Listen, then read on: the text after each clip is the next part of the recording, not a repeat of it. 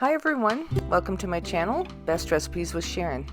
I'm excited to bring this recipe to you today because it's one of my favorites, bacon and cheese potato skins.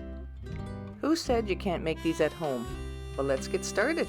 Turn your heat on to a medium-high heat and fry up some bacon till it's moderately crisp. Break it into small pieces so that you can use it later.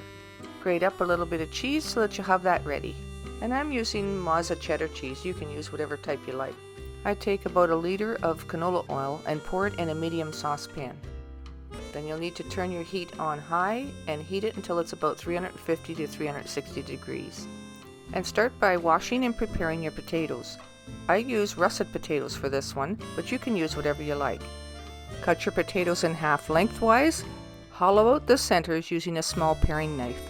And I chisel away at it until I get it down to where I want it to be, usually about maybe a half an inch left at the edges. This creates the potato skin effect and allows for room for filling. Keep the center pieces because they make excellent chips. We'll cook those up later. And then line a couple of cookie sheets with parchment paper. And keep an eye on your oil that it doesn't get too hot. When it's ready, place the potato skins in the hot oil and keep a close watch on them. This will take approximately 15-20 minutes maybe to cook. You'll cook them until they're golden or until a knife pierces into them easily.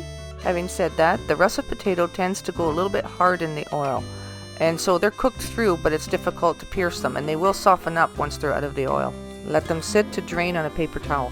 Then we'll go ahead and cook the pieces of potatoes that we've hollowed out of each potato skin, using this same oil while it's still hot.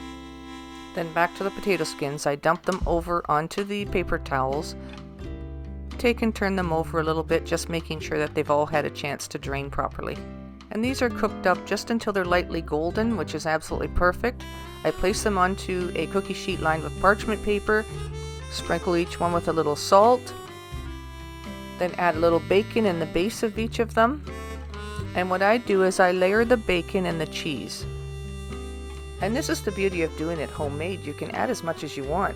When you go to a restaurant, you often come out with these potato skins, not enough cheese on it or not enough bacon, and you're just like, oh my gosh, sometimes there's hardly any on it, and you're just left with the potato. Anyway, load it up as much as you like, and like I said, I start with bacon, put a little cheese. It's Mazza cheddar cheese, and the amounts that you use depends on the amounts that you're doing.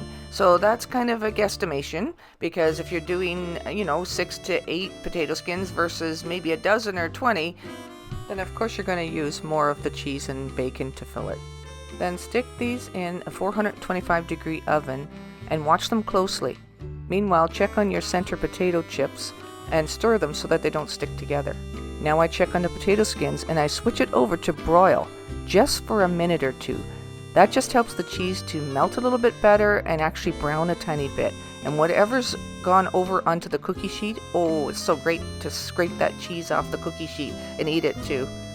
Now remove your chips from the oil. They should be done. It doesn't take them very long either, maybe 10 minutes. Place it on some paper towel in a bowl.